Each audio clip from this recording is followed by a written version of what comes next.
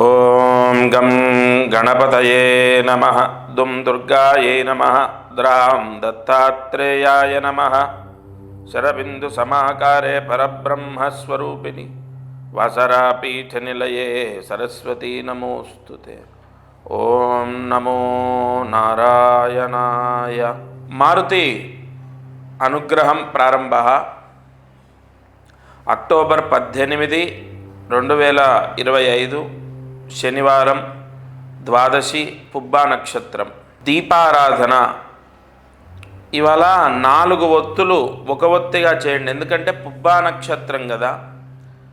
శుక్ర నక్షత్రంలో 4 ఒత్తులు ఒక ఒత్తిగా చేసి దీపారాధన చేయాలి. ఈరోజు మంత్రదీపం అంటారు. ఈ దీపారాధన చేస్తే భర్త పూర్తిగా మారుతాడు, తాగుడు మానేస్తాడు, లేదా ఒక ఇన్సిడెంట్ ద్వారా తాగుడు తాగడం వదిలేస్తాడు, లేదు కోపం తగ్గుతుంది, లేదు ఆ వ్యక్తిలో మార్పు చూస్తారు. ఏ ఇంట్లో అయితే ఎవరు వివాహం అయినటువంటి వాళ్ళు అంటే భర్త కోసం భార్య చేయాలి, లేదా కొడుకు కోసం తల్లి చేయొచ్చు, అంటే కొడుకు మారాలని, లేదు అల్లుడు మారాలని అత్తగారు చేయొచ్చు. 4 ఒత్తులు ఒక ఒత్తిగా వేసి కొబ్బరి నూనె వేసి దీపాన్ని వెలిగించాలి. ఈ దీపారాధన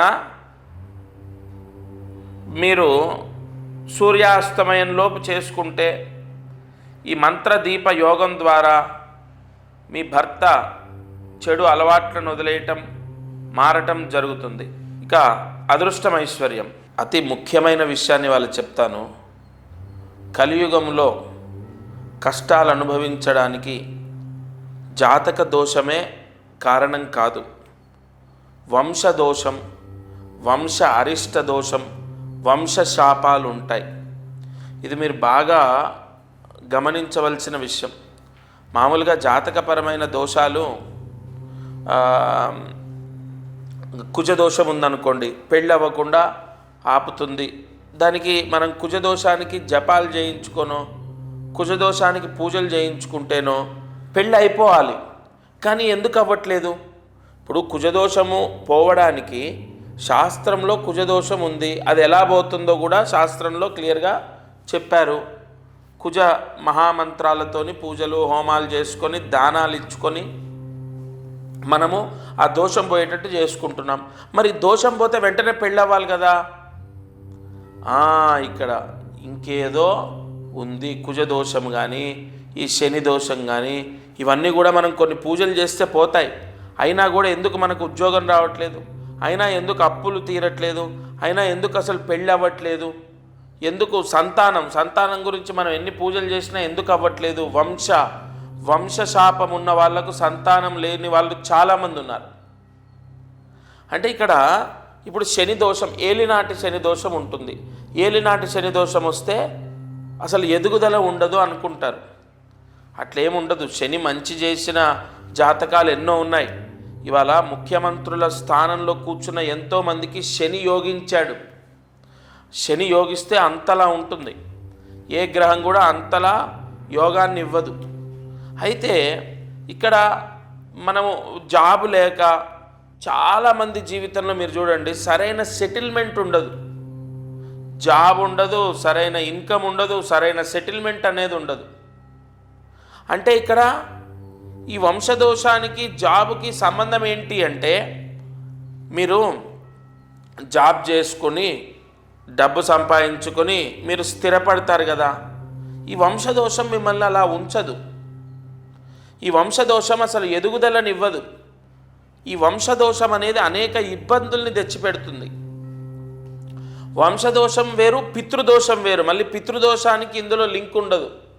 పితృదోషం అంటే మనము తిలతర్పణం చేయటము, పిండ ప్రదానం చేయటం, లేదా శ్రాద్ధం పెట్టుకోవడం, ఇలాంటివి.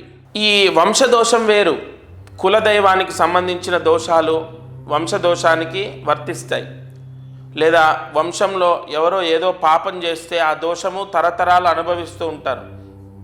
నేను ఒక విషయం చెప్తాను. ఒక వ్యక్తి ఆయన ఒక పాపం చేశారు, ఒక స్త్రీ దోషాన్ని పొందారు ఆయన. కరెక్ట్గా ఆయన మరణించినటువంటి నక్షత్రం పుష్యమి నక్షత్రము. అదే నక్షత్రంలో 3వ తరంలో ఒక అబ్బాయి పుట్టాడు, అంటే ఆయన ముత్తాత, ఈ అబ్బాయికి ముత్తాత. అదే నక్షత్రంలో పుట్టాడు, ఆ దోషం ఈయన అనుభవిస్తున్నాడు. మేబీ ఆయనే మళ్ళీ పుట్టుండొచ్చు, లేదు ఆయన దోషం ఈయన అనుభవించడానికైనా ఆస్కారం ఉంటుంది. ఏ విధంగా అనుభవిస్తున్నాడంటే విపరీతమైన ఒక వ్యక్తి ద్వారా విపరీతమైన నరకం అనుభవిస్తున్నాడు. ఒక స్త్రీ ద్వారా బ్లాక్మెయిల్కి గురై విపరీతంగా నరకం అనుభవిస్తున్నాడు. వంశదోషాలు అనేకం ఉంటాయి. ఒక ఉదాహరణకు ఒక వ్యక్తి దగ్గర దౌర్జన్యంగా ఒక స్థలం తీసుకున్నారు. అతని ఏడుపు ఆ వంశానికి తాకింది. ఆ వంశంలో 3 తరాలు ఆ ఏడుపు అనేది అనుభవిస్తుంది. ఖచ్చితంగా 3 తరాలు ఆ ఏడుపు అనేది అనుభవించే అవకాశం ఉంది.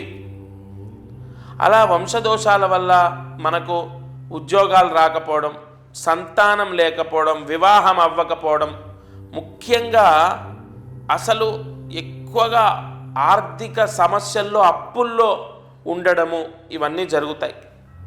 వంశదోషం వల్ల ఎక్కడ ఎఫెక్ట్ వస్తుందంటే సంతానం ఉండదు, పెళ్ళిళ్ళు అవ్వవు, సరైన సంబంధాలు రాక వివాహాలు అవ్వవు, ఆర్థిక ఇబ్బందులు, అప్పులు, అలాగే అసలు జీవితంలో సెటిల్మెంట్ అనేది ఉండదు. కాబట్టి ముందు ఈ వంశదోషానికి పరిహారం. ఇప్పుడు వంశదోషము ఎలా వచ్చింది అన్నది 3 తరాల పేర్లు తీసుకొని నేను చెప్తాను. ముందు 3 తరాల పేర్లు అంటే తండ్రి, తాత, ముత్తాత. ఈ 3 తరాల పేర్లు తీసుకొని వంశదోషము ఎలా వచ్చింది, ఏ విధంగా వంశదోషం అనేది వచ్చింది. నాగశాస్త్రంలో మనకు నాడీ యోగంలో ఆరూఢ చక్రాలని బట్టి వంశదోషాన్ని మనం లెక్క వేసుకోవచ్చు. ఆ వంశదోషము అంటే మనకు పలానా రోజు పలానా అమ్మాయికి అన్యాయం జరిగింది, ఆ అమ్మాయి పేరు ఇది, అంత డీటెయిల్గా ఏం రాదు. అలా వస్తుందని నేను అబద్ధం చెప్పను. ఏది శాస్త్రంలో ఉంటే అదే మాట్లాడతాను. పలానా మీ తండ్రి గారు లేదా మీ తాతగారు ఈ దోషం వల్ల మీరిగో మీ వంశం ఈ ఇబ్బంది అనుభవిస్తుంది, లేదు కులదైవానికి మీరు సరిగా చేయాల్సిన ప్రక్రియ, చేయాల్సిన పూజలు, నైవేద్యాలు మీరు చేయట్లేదు, అందుకు ఈ విధంగా మీరు ఇబ్బంది పడుతున్నారు, లేదు ఇగో ఇది అని వంశదోషానికి సంబంధించి అసలు ఏ విధంగా వంశదోషం వచ్చింది, అది ఏ తరం వాళ్ళు అనుభవిస్తున్నారు, వాళ్ళకు ఏ పరిహారం చేసుకుంటే ఆ దోషం పోతుంది.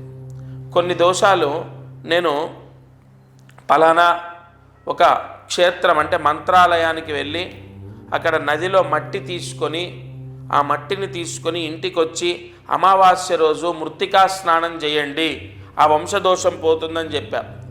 అలా ఉంటాయి రెమెడీస్. కొన్ని వంశదోషాలు కొన్ని పరిహారాలతో పోతాయి. కొన్ని వంశదోషాలు ఒక క్షేత్రంలో నిద్ర చేస్తే పోతాయి.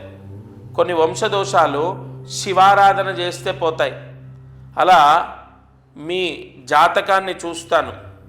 మీ జాతకంలో వంశదోషము ఉంది, అందుకే మీరు ఈ కష్టాలు అనుభవిస్తున్నారు అన్నది మనకు వస్తే ఆ దోషం పోయేటట్టు చేస్తాను. అప్పుడు వెంటనే మీ కష్టాలన్నీ తొలగిపోతాయి. ఆర్థిక పీడలు పోవటం, వివాహాలు అవ్వటం, ఉద్యోగం రావటం, సంతానం, ఇలా అన్ని శుభ ఫలితాలు సంభవిస్తాయి. ఈరోజు మంత్రాన్ని జాగ్రత్తగా రాసుకోండి. ఓం శ్రీం లక్ష్మీ రూప నఘేశాయ నమః. ఓం శ్రీం లక్ష్మీ రూప నఘేశాయ నమః. ఓం శ్రీం లక్ష్మీ రూప నఘేశాయ నమః. ఈ మంత్రాన్ని 5 సార్లు రాసి 108 మార్లు జపిస్తే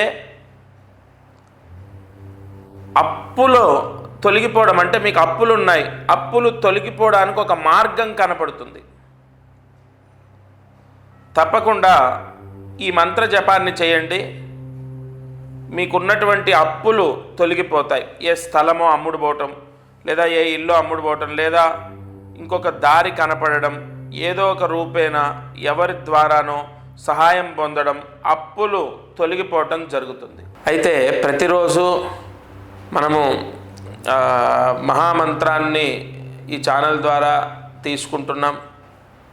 అలాగే దీపారాధన చేస్తున్నాం. అదృష్టం ఐశ్వర్యంలో ఎంతో ముఖ్యమైనటువంటి విషయాలను తెలుసుకుంటున్నాం. ఒకటి, మంత్రాన్ని ఒకరోజు మనం జపించలేదు, మరుసటి రోజు ఆ రోజు జపించలేదు, మరుసటి రోజు ఖచ్చితంగా మంత్రాన్ని ప్రతిరోజు చదువుకోండి. ఆ రాసిన మంత్రాలు పుస్తకాలన్నీ బీరువా పైన పెట్టినా, బీరువాలో పెట్టినా చాలా మంచిది. అలాగే దీపారాధన ప్రత్యేకంగా నేను చెప్తాను, ఏ రోజు మట్టి దీపం వెలిగించాలి, ఏ రోజు ఏ దీపాన్ని వెలిగిస్తే మంచిది. ఈ ఛానల్లో ఎన్నో అద్భుతమైన విషయాలు మనకు స్కాంద పురాణం ద్వారా, లేదంటే వైవర్త పురాణం ద్వారా, నాగశాస్త్రం ద్వారా ఎన్నో విషయాలని చెక్ చేసుకొని ఛానల్లో మీకు తెలియపరుస్తాను. ప్రతిరోజు మీ నక్షత్రానికి సంబంధించి కానీ, మీ రాశికి సంబంధించి కానీ, లేదా మీ జాతకానికి సంబంధించింది కానీ ఏదో ఒక పరిహారం తప్పకుండా మీకు మ్యాచ్ అవుతుంది. ఎప్పుడైనా గుర్తుపెట్టుకోండి, 10, 20 లేదా 30 లేదా 40 ఏదో ఒక రోజు మీ కర్మ దోషం మిమ్మల్ని విడిచిపెడుతుంది. అప్పుడు మీకు కలిసి వస్తుంది. ఆ రోజు నన్ను గుర్తు తెచ్చుకుంటారు, గురుగారు చెప్పిన ఛానల్లో అన్నీ విని చేశాము. కొంతమందికి 10 రోజుల్లో బాగైందండి, కొంతమందికి 20 రోజులు, కొంతమందికి 30, కొంతమందికి నెల, 2 నెలలు. అంటే మీ గత జన్మ కర్మదోషం ఎంత మీరు మోసుకొచ్చారో అదంతా పోవాలి కదా. ఇప్పుడు నేను బరువుగా ఉన్నాను, నన్ను డాక్టర్ బరువు తగ్గమన్నారు. నేను నెలకి ఇన్ని కిలోలు తగ్గితే ఎన్ని నెలల్లో ఆయన చెప్పిన బరువుకు వస్తాను అర్థం చేసుకోండి. అలా తప్పకుండా ఈ ఛానల్ ద్వారా నేను చెప్పేది ఏదో ఒక రోజు మిమ్మల్ని కాపాడుతుంది, అది మాత్రం కన్ఫర్మ్. ఇది వాల్టి మారుతి అనుగ్రహం కార్యక్రమం. దత్తార్పణమస్తు.